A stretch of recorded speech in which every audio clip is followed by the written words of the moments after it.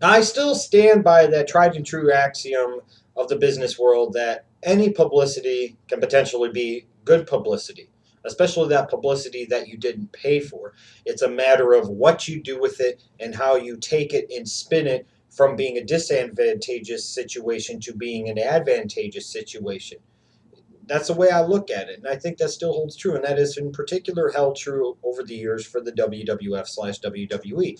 Controversy creates cash is definitely a true statement, but I cannot deny that recently, especially over the past week or so, all of these different media outlets, different business websites, and different financial insiders have been putting out a lot of bad press about the WWE. Now, is that something that in theory could be potentially really bad to the company and its executive management? Oh, absolutely. There's no question. The company's leadership is being called into question, their vision, their direction is being called into question. Their business practices are being called into question. Their long term and short term business strategies are being called into question, especially with the announcement of how much the WWE network is projected to lose in 2014. The disappointing results of the new television deal with NBC Universal, where you have equities firms and law firms talking about that they feel that Vince McMahon and the executive management should be replaced and that maybe they should be investigated for lying to investors by the SEC. That's a lot of not good in theory publicity. Now, like I said, you can still take that and spin it in your favor and make it something that can potentially be positive for your company long term. We've seen that happen before with the WWF/WWE, and there's not necessarily any reason why that can't happen again. But one interesting thing that comes out of all of this is, to me, the talk about the leadership and the executive management of WWE. And when you think about that, you ultimately think about one man, Vince McMahon. And a big question that is being thrown around and being talked about is whether or not Vince McMahon should be removed as CEO of WWE. This is something I've talked about for years. What's the WWE's exit strategy going to be from Vince McMahon's eventual someday retirement and/or death? What are they going to do long term? How is this company going to position themselves long term into the 21st century? Vince McMahon has lost touch. Maybe he's not quite the businessman that he once was. Maybe he's not with the times nearly as much as he once was. Maybe it's time for a change. Maybe it is time for a new vision, new leadership, and a new direction. Maybe it is. And I think there's a lot of reasons that you could potentially argue why a change at the top needs to happen in the WWE and maybe is long overdue.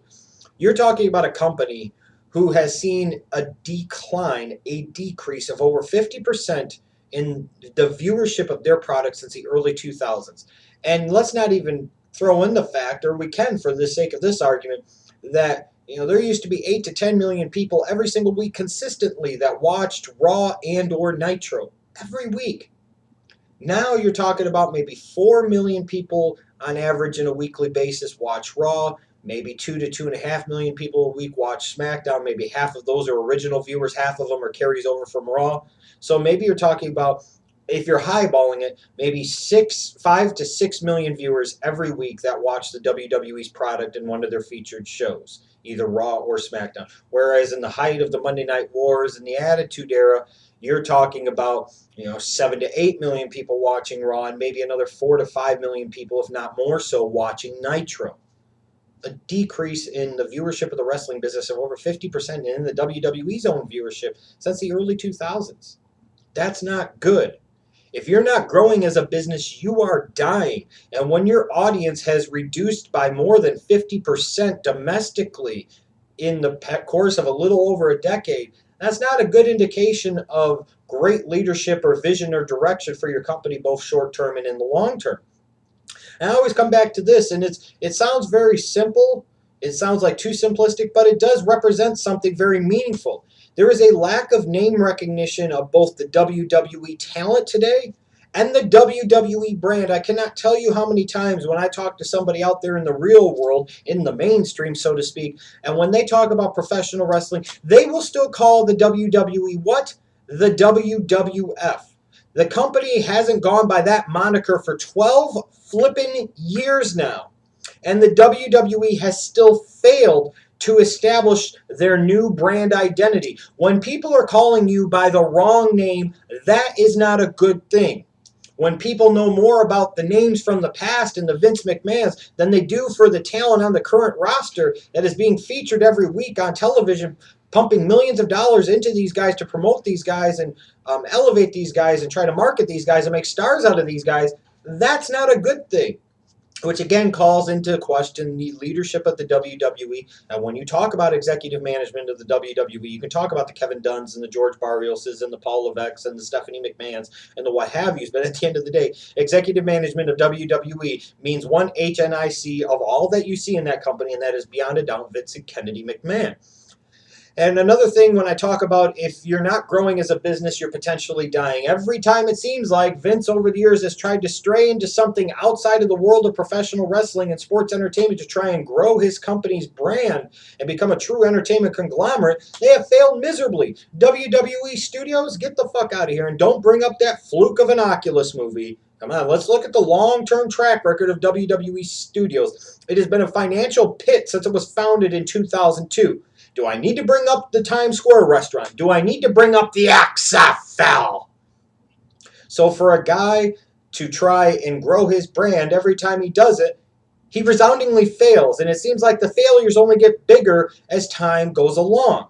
Not to mention the fact that this is the same guy that decided it was a good idea in a blue state like Connecticut to have his moderate Republican wife run not one, but 2 Senate campaigns that cost $50 million apiece. A total of $100 million spent on 2 Senate campaigns. And at a time when you saw this in 2010 and 2012, you clearly saw where Vince McMahon's priorities were. And by no stretch of the imagination were those primary priorities involving the WWE whatsoever. And where do you think that $100 million came from? If the SEC needs to investigate anything, that's what they should be investigating right there. The use of shareholder money and the use of company funds to fund Senate campaigns. $100 million spent in a 3-year stretch to lose not one, but 2 Senate campaigns. If that doesn't tell you that Vince McMahon has lost his ever-loving fucking mind, I don't know what the hell will. You also look at it from a business standpoint too, a stagnation, a decline, and now pretty much the elimination of pay-per-view business revenues. For years, those pay-per-view revenues had stagnated. Then they had started to decline, and that was a big portion of the pie for the WWE from a revenue standpoint. And now they've basically gone out of their way to completely eliminate it. And yes, we could sit there and talk about the fact that it was a necessary evil. It had to happen at some point in time. But you look at what they did to try and replace it. They went with the WWE Network, something that took way too long for them to come about. And then when they finally did announce it, they rammed right into it. Don't even have it available all over the world, just domestically. They didn't have the proper infrastructure, the proper direction and vision for this in place. It's been depleting their cash on hand that they had as a company, which was something that was potentially appealing to shareholders, that even if times went tough for the WWE for a period of time, they had cash on hand. They had a rainy day slush fund to be able to draw from to keep things afloat and keep things running smoothly. Well, if you continue to operate at a $45 to $50 million loss with the WWE Network, on top of all the revenues that you're not getting from the pay-per-view business anymore, it doesn't set a good precedent, and again questions the leadership of the executive management named Vincent K. McMahon. You're also talking about dividends that for years have been slowly but surely depleting the cash on hand. If you're paying out more in dividends than you are receiving in net profits, that's not good. That still means it's technically kind of a loss. That money's got to come from somewhere. You either got to borrow it or you got to sit there and pay it out of the cash on hand. So again, something that is questionable. While the WWE in theory makes a profit, are they really truly making a net profit? You have to look deeper at the numbers to kind of understand what I'm talking about. Then you look at this disaster, and I will stick by what I said about it. It was a disaster, a failure to deliver the hyped up, announced, expected results with the new television deal. For the WWE, after all these years, to still not be able to establish that they are more than just a pro wrestling company, even though they have called themselves sports entertainment for over 20 damn years, for Vince McMahon to fail so miserably in corporate negotiations once again, for this company to fail to move past that stigma that they thought was so bad, go to the PG rating in part because they felt it was going to draw in more advertisers and more ad dollars. Clearly it didn't freaking happen. Why do I say that? Because you look at the results of the new television deal. You had the WWE talking about the fact they will at least double their television revenues in their new deal. And expectations were based off of what deals NHL and NASCAR and Major League Soccer of all freaking organizations got. The WWE should have been able to at least double, if not triple, their television revenues. To come in with only a 50% increase, that's bad. And that basically is like the WWE artificially inflated their stock by pumping out these unrealistic expectations based off of fantasy land figures, and as a result puts the company in the position it is now, with everybody looking closer and more closely examining the leadership and the business practices of said WWE. You're also looking at a company whose stock price has been stagnant for many years. Even when I talked about the fact that when they were saying, well, the stock price had nowhere to go but down, like Lawrence Lewitton from CNBC, I was like, no, it doesn't. It's actually going to shoot up more. But eventually it will correct itself and go right back down to where it is. I was right. It did go up for a period of time. It was still going to continue to go up. But just like with everything else where you could speculate on futures and commodity prices and all these different games that are always played on Wall Street in the stock market, eventually that bubble bursts and you come crashing back down to reality. So at the end of the day, even when the stock price is in the $20 to $30 range, its still actual value is only like $8 to $10 or $11, which is where the stock price has been to the WWE for years. They're not growing the value of the company. That stagnation does not look good again from an investor standpoint.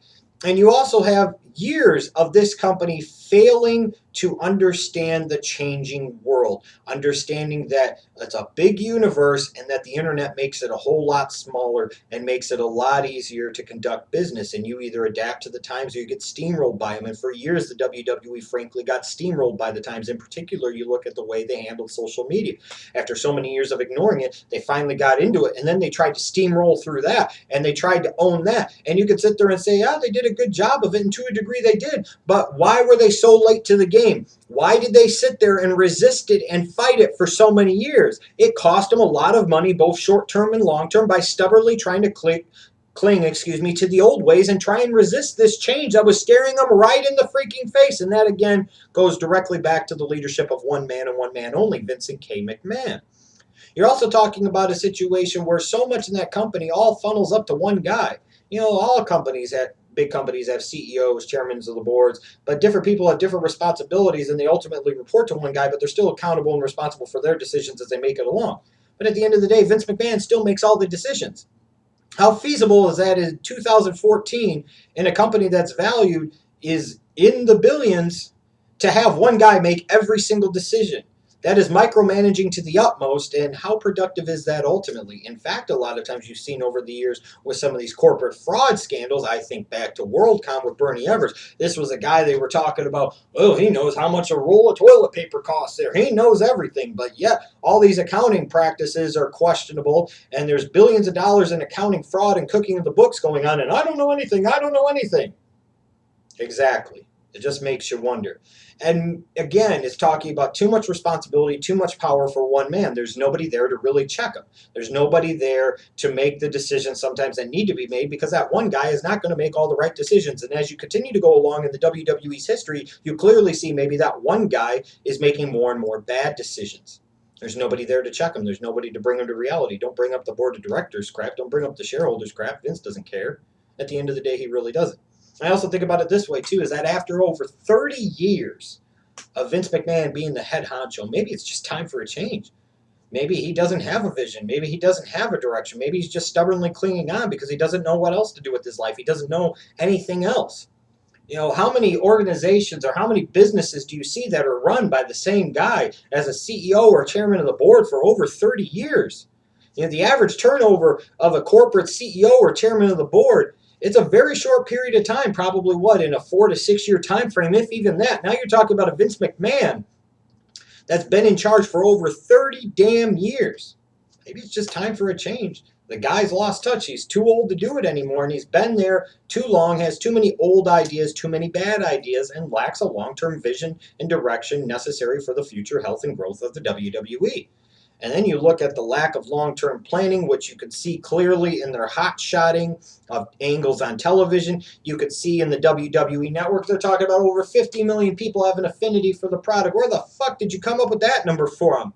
when you've maybe got 5 to 6 million people watching Raw and SmackDown every week. So you're telling me 10 times the amount of people that watch your product in the US on a weekly basis have an affinity for what you're doing. If you're going to say, well, those were international numbers, well, look at the WWE Network. You launched it in for the first year. You were only going off of United States subscriptions. No international customers whatsoever. So you're using these bullshit numbers to justify this. And now people are finding out that it's bullshit. You see, again, a lack of long-term planning and vision. It's, oh, we're going to do this. This will be great. Oh, what do we do with it now? No wonder the SEC is potentially going to investigate. And if the SEC starts investigating you and they've got it hard on for you, they're going to come after you. And you don't think the feds don't want to come after Vince McMahon.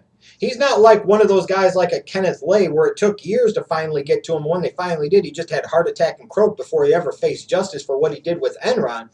They'll look at Vince McMahon and they'll look at him like Martha Stewart. People wanted to get Vince McMahon for years. People hate Vince McMahon. They're going to throw the book at him. They're going to come after his ass good, hard, and plenty. So again, before it gets to that point, maybe it's time to get this guy out of the way. But for all the people that are sitting there and saying this too, just be careful what you wish for. Sometimes change for the sake of change can be disastrous.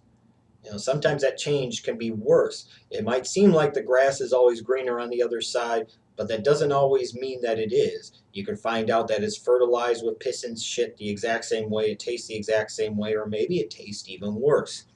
And it's hard to find leadership that would actually understand the uniqueness of what the WWE does. You can't just bring in some corporate guy from a freaking JCPenney's or a Walmart or something and expect them to run this type of company. Who are you going to find that could really be trusted to run this company the way it needs to be run? I mean, that's an interesting question. If you look and you say, well, there's in-house options like Stephanie and Triple H. Well, if Stephanie and Triple H aren't it, and maybe they aren't, and maybe they don't want to do it long-term, then who would it be? And some of you are going to sit there and say Shane McMahon and look what he's done on his own. And maybe he would be the savior and he would be the answer and he would be the first guy that I would go to. But maybe there's also a reason that he did leave. And maybe we don't know all of the inside scoop and details. Maybe there's a reason that Vince didn't, kind of abdicate his responsibilities to Shane and only now is abdicating some of them to Triple H. We've got to think about that stuff too. There's a reason for everything. And maybe there's a reason that Shane isn't involved. Maybe Shane knows the business that he's in very well, but maybe doesn't understand the WWE business as much as we want to think and believe that he could. I'd still make the call, but again, it's not a guarantee of any damn thing. Again, change for the sake of change can be bad, can be disastrous. And if we're just focusing on what shareholders want, shareholders are greedy. Ultimately, they're in the market for a reason, to make themselves money. Do they really care what's good for the company short-term or long-term? No. The only thing they care about is getting the best possible dividend they possibly can and ensure that they continue to receive that dividend and get a higher stock price when they maybe do sell off their stock. They don't care really truly about the company and what is best for the company. They care about getting theirs and getting theirs. So if you run your business just strictly to please the shareholders, ultimately, you're never going to accomplish anything. The WWE seems to have been doing that for years, and what has it accomplished for them? A bunch of disastrous results, frankly. Stagnating, declining, and now eliminated pay-per-view revenues, stagnating and declining ratings, inability to produce new stars because of the pressure to always deliver to that next end of the fiscal quarter, that lack of new stars inhibiting your future growth for your company and inhibiting your current growth for the company as well. And sometimes, I hear the axiom of saying that if you chop the head off the snake, it'll kill it. Well, if you chop the head off of this snake and you take out Vince McMahon from his position as CEO of WWE, you could potentially kill the whole company and the whole wrestling business as a whole. We've seen a lot of other people get involved in the wrestling business over the years. We've seen a lot of other people run a show in the wrestling business over the years, and it's proven to be disastrous. That's wrestling people, corporate moguls like Ted Turner, people playing with their parents' money like Dixie Carter. Disastrous results. Again, I talk about change for the sake of change can be disastrous, and sometimes the only thing worse than the devil you know is the devil that you don't know. Just think about that. Now, I do think at the end of the day, we're talking about a Vince McMahon that I believe is almost 70 years old, has been in charge for over 30 years, and I see the direction that this company is heading. And believe me, more trouble is ahead for the WWE from a business standpoint. I promise you, and I assure you of this. Maybe it's time for a change. Maybe it's time for Vince to abdicate his throne and exit stage right. It might very well be time, because if things continue to go into this direction and Vince continues to fight and clings to what he's got but doesn't really look to affect any real positive change with his company or his brand, the results are only going to be more disastrous for everybody involved farther down the road.